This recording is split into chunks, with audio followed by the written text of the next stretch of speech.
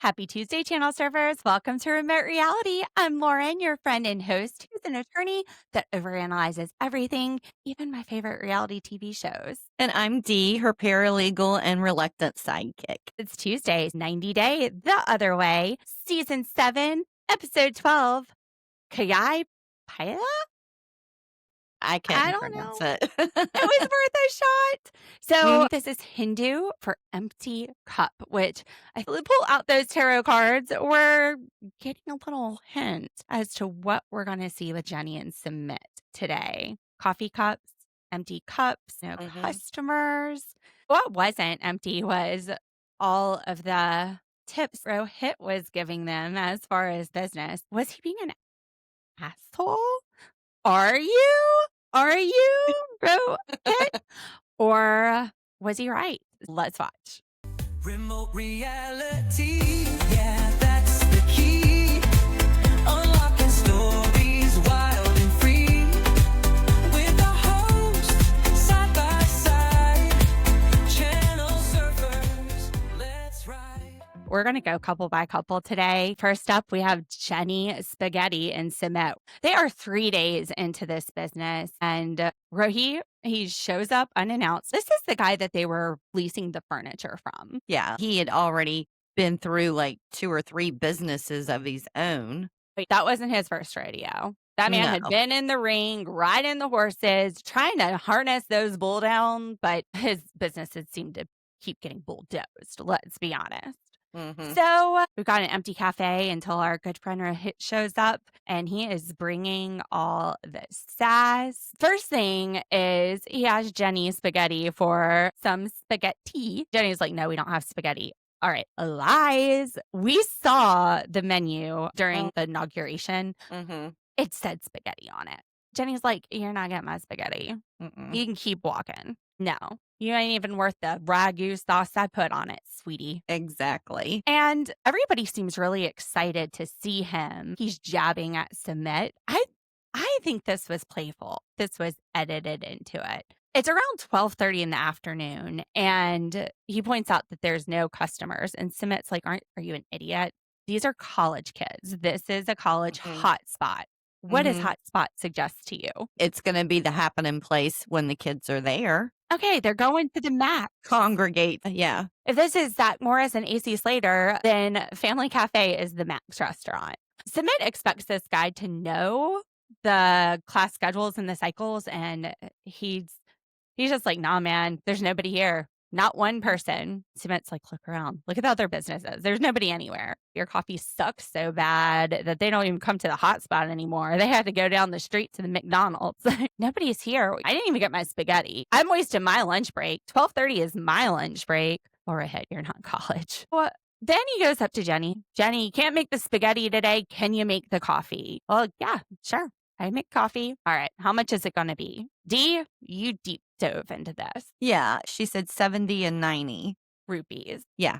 And when I looked it up, I actually think it told us on the screen, but it was like $1, a little over $1 for a cup of coffee, the large one. And how does that compare to prices in India? Well, the Starbucks, the same coffee, I think is the cappuccino. We looked it up. It was 260 rupees, which is about $2.92 American. And she's grinding the beans and everything in this machine. This is fresh coffee. This is cappuccino. This is like what they serve at Starbucks. But honestly, I don't know if they're even grinding the beans. Channel surfers, let me know. Do they grind the beans fresh, or do they just pull the espresso beans out of a bag? And then even comparing it to McDonald's coffee, a different bean, a different quality, something that's sitting like sludge all day on a hot burner.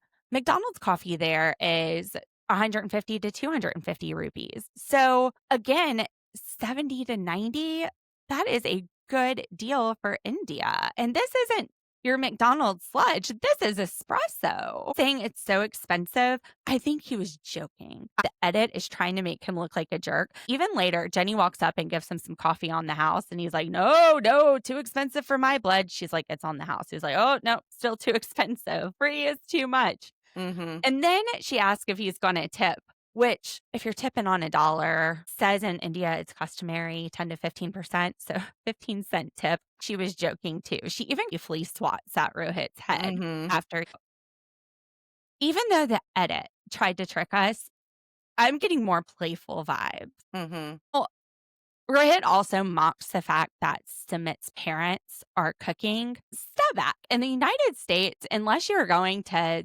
some high-end dining establishment or like a Michelin star restaurant, you're going to have anybody that's old enough to work cooking for you on the fryer or making your salads. Yeah, there's no chefs in Cracker Barrel. Yeah.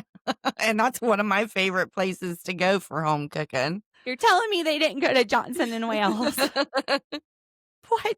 They make delicious eggs.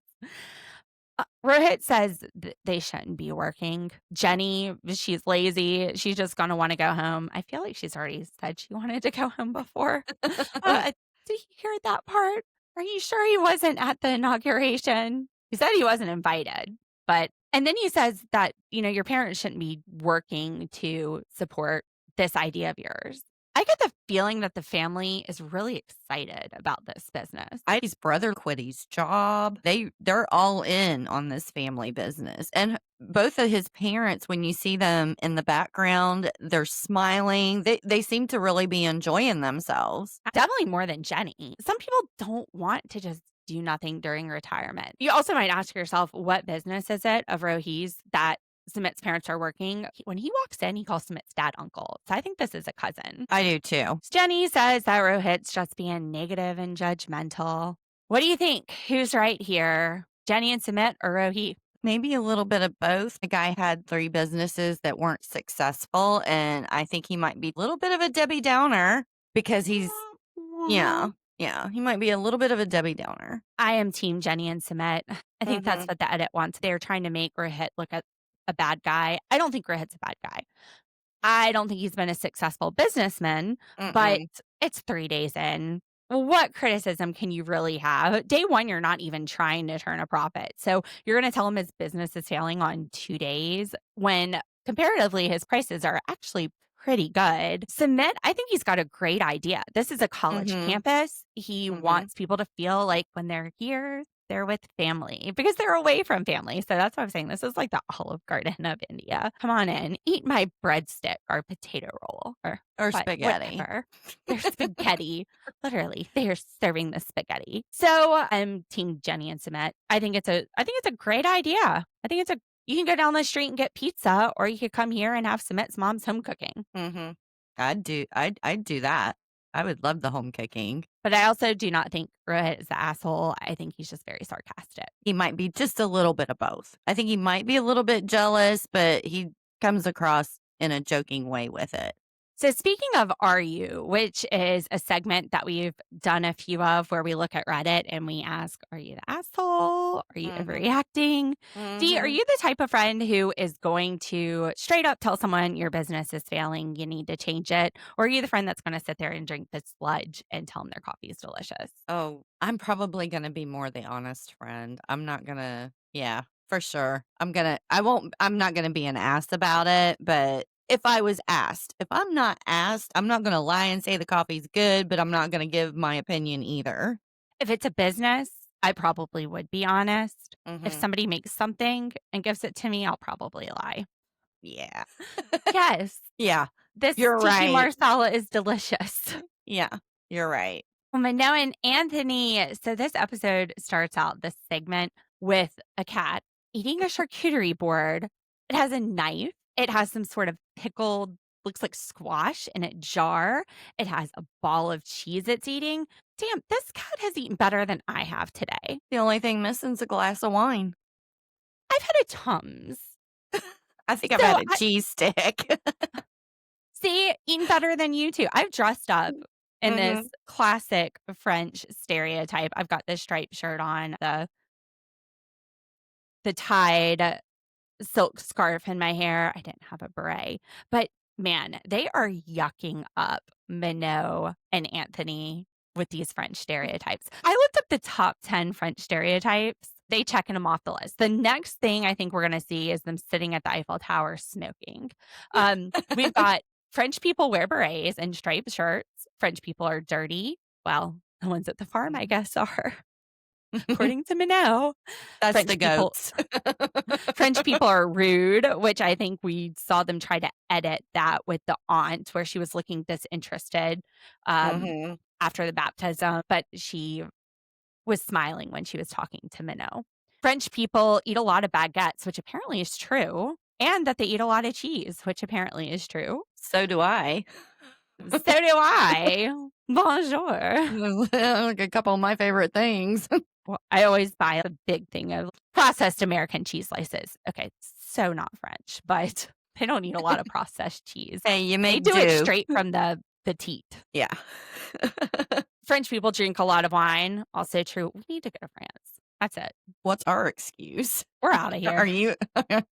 So do South Carolinians. French people are amazing lovers. So I think Anthony's laying in some pipe. I don't think Manon would be there if he wasn't. She's putting up with a lot of shit for that pipe. I'm all dressed up like a French stereotype. Let me give my interpretation of how the scene starts. Going on a date, Mommy and Daddy. We are going away to eat cheese and having some fun eating cheese. It's going to be some really good cheese. Oh, I can't wait to eat the cheese. This is no Wisconsin cheddar. It's fromage. Yeah, très authentique. So what is this? Is it a cheese store where they sell cheese? Yes, it's an authentic cheese experience. We're going to get some cheese that's banned in the US because, those regulations. Who cares about the regulations? I always fantasized about getting a goat, making some cheese, and having a goat mow my grass. Anthony, did you bring me to a freaking farm? Yeah. Did I say authentic wrong in French? I meant farm to table. Anthony, I did not dress appropriately for these goats.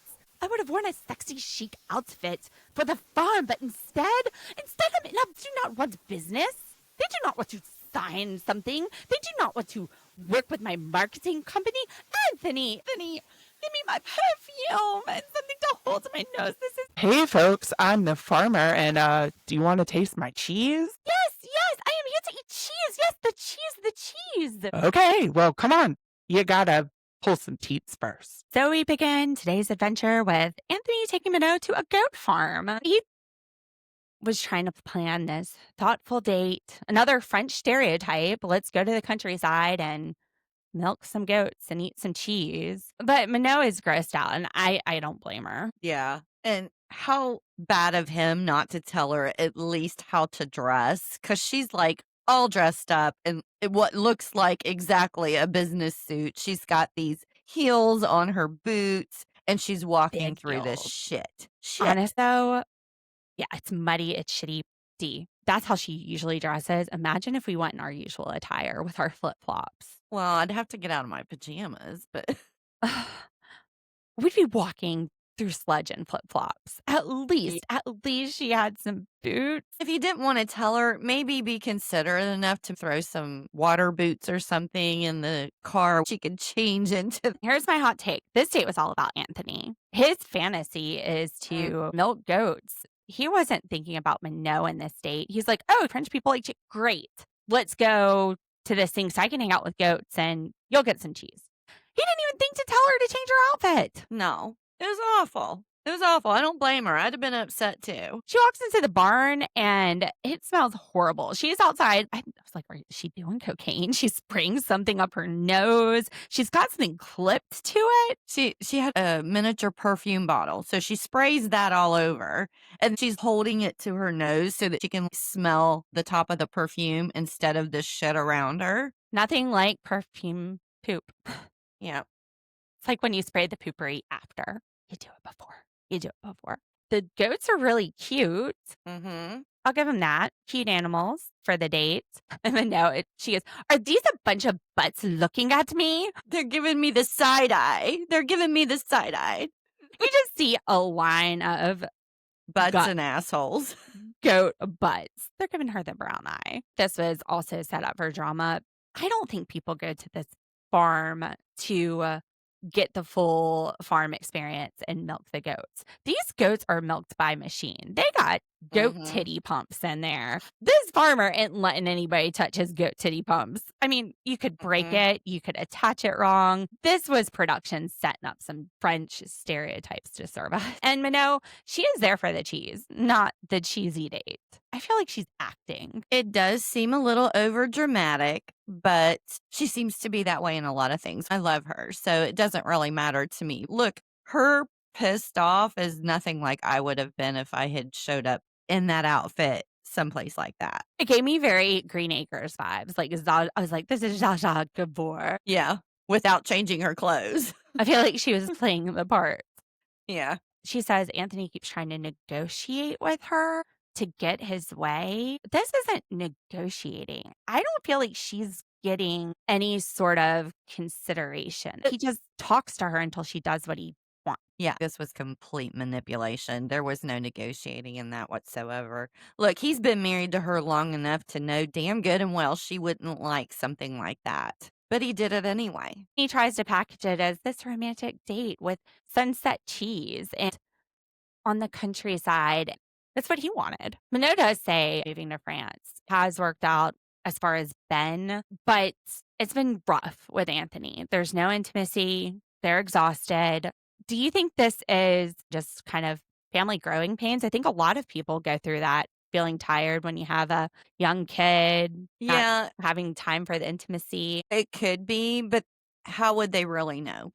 They've been taken out of their home environment. They're living with her parents in a small bedroom. There's no privacy. They've got Ben sleeping with them in this tiny bed, so they can't be comfortable. You can't really say. If you were in your own environment, it may not be as bad as what it seems like right now. So is Manon being too high maintenance?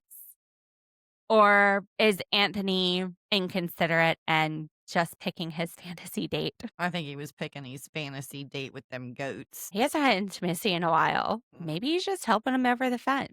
Just hold them by their hips, push them up over the fence. Just helping them over the fence. I promise. Oh. When I was in college, I took this anthropology of magic and religion, and we learned about all different kinds of religions and like the societies that they came out of. And I just remember a professor saying back then it didn't matter what people smelled like because they weren't showering. That's why people were doing bestiality. Doesn't matter. That sheep is fine. Just helping them over the fence. Never forget. Chloe and Johnny are back this week. And we pick up with where Michelle has offered for them to come to Boston. Johnny didn't want to do that. He says, I love the water. This is my life. This is where I live. I don't want to leave. I don't blame him. I wouldn't want to leave there either. In Michelle's opinion, the U.S. would be a better life. Chloe could have the job she says that we always planned. That puts some pressure on Chloe. You are supposed to be my sidekick in this. Yeah, there was a position that was her goal in the company, and that's what they had been planning. Now she can't. And then she could probably get Johnny a job, which, let's be fair, Chloe would love for him to stop working on a boat. They wouldn't have to pay rent. Is she saying that they would live with her? I don't know what kind of business she has. Maybe there's some corporate apartments or something. I don't know. Maybe she's got a pool house. As far stuck up Chloe's butt as Michelle is, I would not want to live with her. This is like one of those shows they used to have on TLC with the moms that were just way too involved with her. Last week's episode, I was thinking she had some reasonable concerns as her mom. I get it. But after watching this week, she's gone over the top. She's went past what should be just a normal motherly concern. She thinks they're going to jump at it. Then Johnny comes back with, I think you appreciate things more when you accomplish them. When you meet those goals. And her response is, I know. I started my own business. You don't have to tell me. Look, Michelle, Johnny's not telling you he doesn't think that you've worked hard. He's telling you your daughter has had everything handed to her, and she has lost a grasp of reality. Yeah, she doesn't get it one bit. And I think it would be a good lesson for her to learn.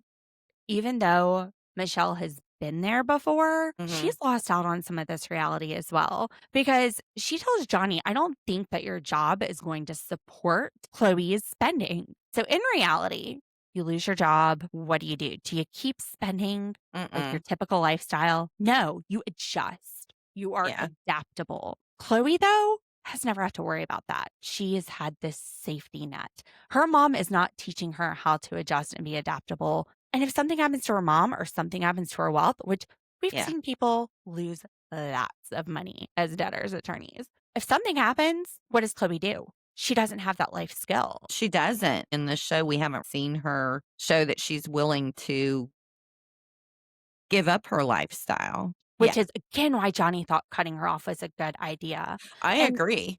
what he said, 100%. Things Mhm. mean more when you accomplish them. I'm just speaking from what I've seen. When somebody has had everything handed to them and they get to be in their 40s, 30s, they wonder what they're doing with their life if Right. they've never had to work for anything. And it's sad. 100% Team Johnny on this. The wine is starting to kick in. Chloe, she's ordering another glass. She's like, holy shit, Mom, continue. But if you're going down this path, I'm going to need some more wine to deal with you. And Michelle, she's getting all in her feelings. She's like, not yet. Let me finish this glass first. Okay, Channel Surfers. Dee had to run and pick up her dog from the groomers. Things are just crazy with Thanksgiving. I'm leaving tomorrow. Since things are a little cray, I'm just going to finish up the episode. We'll pick up where we left off. Michelle, she starts getting in her feelings and she says, what's going to happen to me? If Chloe is here in Aruba, she's worried that they are going to drift apart. And this part kind of got to me because Johnny has lost his mother, and that could be a good thing in Boston. She's experiencing a loss of Chloe. That's her big fear. It's not that she doesn't think Johnny is capable of taking care of Chloe. It's not that she doesn't realize that Chloe can give up these luxuries, but it's this fear. She's extremely close to her daughter, and she just never expected her daughter to move overseas to be with somebody. Chloe even starts sniffling here. So Chloe decides to confide in her mom. When we go to the next scene, they're sitting on the beach. Her mom can't let go of Boston. Chloe, you gotta come back to Boston. It's beautiful. It's icy. It's the best for you. Honestly, I would rather be in Aruba as well. And maybe Chloe's the same way. We know that Michelle likes the nicer things, works hard for them, but some people like a more laid back life. They don't need the fancy things. And Chloe hasn't really had that chance to experience what she likes. She's got to let her go and give her a chance to figure it out herself. I mean, she likes Johnny, and that's the scary thing. Michelle's money isn't working for her right now. So Chloe, one of her concerns about Boston is the K-1 visa process. It takes longer. She doesn't want to be away from him. Their relationship can't take it. Michelle says, don't you think that if you're marrying this person, your relationship should be able to survive a little bit of distance? Which, yeah, we have been screaming that. We have been saying that from the beginning. You gotta trust the person that you're with. Marriage isn't gonna fix that. Moving to Aruba and having cameras and climbing up in palm trees and watching him work isn't going to fix whatever is going on inside of you. Is she gonna listen to her mom? No. I mean, kind of interestingly, when she goes to defend the reason she has trust issues to explain that to her mom, she tells Michelle that early in the relationship, she thought that her and Johnny were more serious than he did. It doesn't sound like they had the were monogamous talk. In fact, Johnny says that he was in open relationships. Should he have told her he was seeing other people? That depends on how serious it was. I mean, they were in two different countries. They maybe saw each other for a few weeks. But she tells her mom that he took a woman from Aruba to Florida for her birthday. And the part that really rubs me the wrong way is that he said it was a guy's trip. So that was a lie. That was deceitful. That part would make me wonder what else he's hiding. She's got to decide if the guy he's marrying is a guy that she can't trust. And if she can't trust him, I agree with Michelle here. Chloe, you need to end it. I was surprised by Michelle's reaction, though. Michelle is like, I cannot believe he cheated on you. Not, I can't believe he lied to you, but wow, the infidelity. I'm going to have a talk with Johnny. I am not happy about this. back up. This is your adult child in an adult relationship. She told you that they weren't serious. Like, some of this was in her head. He's been really wonderful since they've agreed that they are committed to each other. This is Michelle looking for any desperate reason to get Chloe to come home. At this point, Michelle's realizing she doesn't need me anymore. She needs Chloe to need her. It's not about Johnny not being able to support her. This is the mom feeling like she's losing her daughter. The thing that has bonded them has been the fact that her daughter needs her for financial support. And now that she's been dependent, Michelle doesn't like this. Michelle feels like that is going to completely cut their ties. When you've set up your relationship as all I'm going to do is provide these things for you, that's my worth to you, and maybe that's all that Michelle feels like she's worthy of when it comes to Chloe, then it can be scary when this person is saying, okay, well, I'm going to a different country and I'm going to start my own life and I don't need those finances. So is this tough love that Michelle is giving to protect Chloe from a cheater?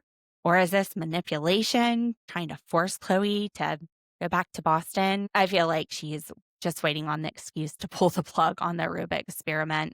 This is manipulation. She is coming down way too hard for 4 days in. But I think it's done out of fear and love. Not that that's okay, but maybe there's some room for them to understand that and work things out. And speaking of showing your love by providing support to somebody, we're going to Luke and Madeleine. All right. So you guys know I've been super hard on Luke. I've acknowledged that some of this could be the edit, but I did something. I went back. I watched Love in Paradise. I wanted to get the down low. I wanted to see where this couple came from. I wanted to see who this Brian dude was. I was surprised. They seem much more lovely in the Love in Paradise. Like, they actually seem to like each other. Madeleine shows up at the airport. She has balloons for him, and they're just so happy to see each other. She lets go of the balloons by accident. He helps boost her up to get the balloons, and there seems to be a lot less drama. One thing that was kind of weird is they really play up how young Madeleine is in the Love in Paradise. She's got this giant stuffed animal. She's sitting there playing with her Rubik's Cube. And in those moments, I know I've said I think she's young, but in those moments, I'm like, whoa, she is very young for this 30-year-old. But it did give me a different impression of Luke. Thinking back on it, they started out on Love in Paradise, which is one of the less watched 90-day shows. And now they're on The Other Way, which is one of the more watched 90-day shows. Maybe if audiences watch and are interested, they can get on HEA. Let's be honest, Luke is in debt. So are they playing up this part? Are we really fighting and then the next day making up and fighting and the next day making up? I'm not saying that couples don't do that. I'm not saying that they're not doing it. Is Luke really this stupid? Luke has no dignity left at this point, but he has been trying to win back Madeleine's affection. And my God, if you would have told me last week that Luke would speak my love language, I would have laughed at you. No way in hell. The dude brought her a puppy. That is my love language. Dogs. Do I like Luke now? Yeah, a little bit. Okay, a lot. Not only does he bring her this adorable little puppy, it's so fluffy. It looks like a teddy bear, but he says we should name it Chewbacca or Chewie, which I'm such a Star Wars nerd. So I was like, yes, buy me puppies, Luke. I actually thought about naming my dogs Luke and Leia. Luke and Chewbacca. Oh, I love it. Madeleine, though, she wants to name the dog Cairo, not like Egypt, but she says it means something like God has perfect timing. Like the next perfect time for you to break up with him. Not right now. You just got a puppy. Like maybe the next time you want to add a puppy to the family, you'll break up with him for another puppy. This could be a scheme. We could run this scheme to get puppies, Madeline. Like every time you're ready for a cute little new fluffy face in the house, just throw a fight and then tell him a puppy would fix it. Puppies fix everything, right? I mean, at least this is what Luke is believing when he's going into it, giving Madeleine the puppy. After this talk that Luke had with Brian, he realizes Madeleine doesn't stay happy for long. They're less than a week away from the wedding. And he's maybe starting to wonder if the wedding won't fix things. No, Luke, wedding won't fix things. You're marrying who you're marrying. Is he really listening to Brian? Doubtful, because he bought her a puppy and thought that would fix things. And guess what?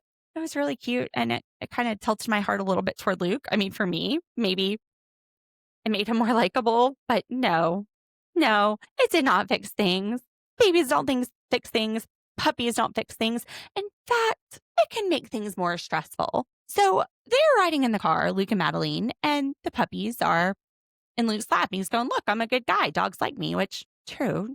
Dogs usually do have a good sense of judgment, except for like when they eat their own poop and stuff. Maybe them liking Luke is like eating their own poop. Madeleine is like, no, they like me more. And one of her dogs goes and sits in her lap. She's like, see?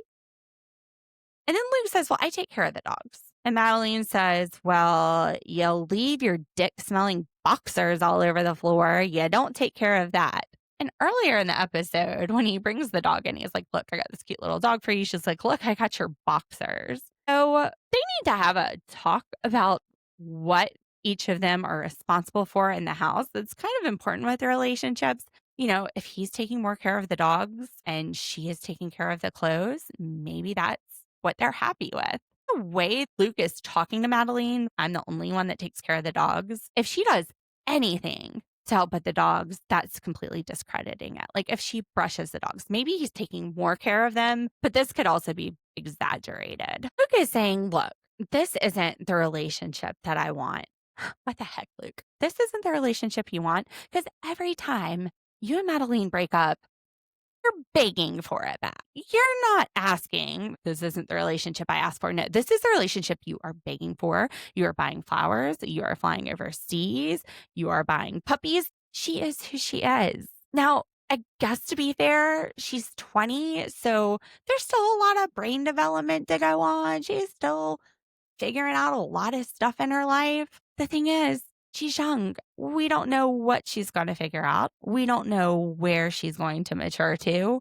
That's what happens when you date a child. And he even sits there and says, look, I'm arguing with a 20-year-old. Yeah, you're dating one. That's why you're arguing with somebody who at times seems absurd. Now, for her age, no. I think she seems like some other 20-year-old girls. If a 40-year-old was acting this way, I would have a lot more judgment. I have to reserve some of it because Madeleine, she's still becoming an adult. Another thing, Madeleine says that it is Luke's job to provide for her. This actually reminded me a lot of Allie and Anton on Love is Blind Denver. Allie was from Brazil, and she said in her culture that men support women. So from a cultural perspective, Madeleine may have those expectations. It doesn't mean that she shouldn't be kind to him or appreciate it, but it's kind of like what Johnny said. If you're just expected it to be handed to you, you're not going to appreciate it as much as if you don't expect it. And Luke, being from the US, that's not necessarily the expectation. There's a wide variety of expectations. I did not expect any support financially from a spouse. There's people who still expect to find somebody who will take care of them financially. But with that range of expectations, I don't know. I don't know what the culture is where Madeleine is from. And also, not saying that that's what maybe Madeleine would even expect with the way she was raised by a single parent. She clearly can see that she needs to rely on herself because you never know what will happen. But I just thought it was interesting. We see she has a BMW this episode. Who do you think's paying for the BMW? You think pay for the keys to that beam and picking them up? I think it was Luke. So the question here, will grand gestures and apologies fix fundamental incompatibility? No, they won't. But they'll be entertaining as hell for 90 Day the Other Way. And we'll just jump on this roller coaster ride and get through all the ups and downs. I wonder what she'll get next. I mean, we went from flowers to a puppy. He's got to up his game. Does it need to be something better next time? All right, channel surfers. Well, thank you for listening to 90 Day. I will be back later this week with a special episode. It might just be me. I might have a co-host, but it won't be Dee. She has cooking to do. I wanted to give you guys something to listen to when maybe you're dealing with your family and you're just tired of hearing them scream at each other. You listen to my family scream at each other. That would be fun. All right, Channel Surfers, I will see you later this week, and we'll be back on Monday. Sunday Night Sister Wives comes on. We'll be back on Monday with that recap. Make sure you like and subscribe, and I'll see you soon. Let's ride. Tune in.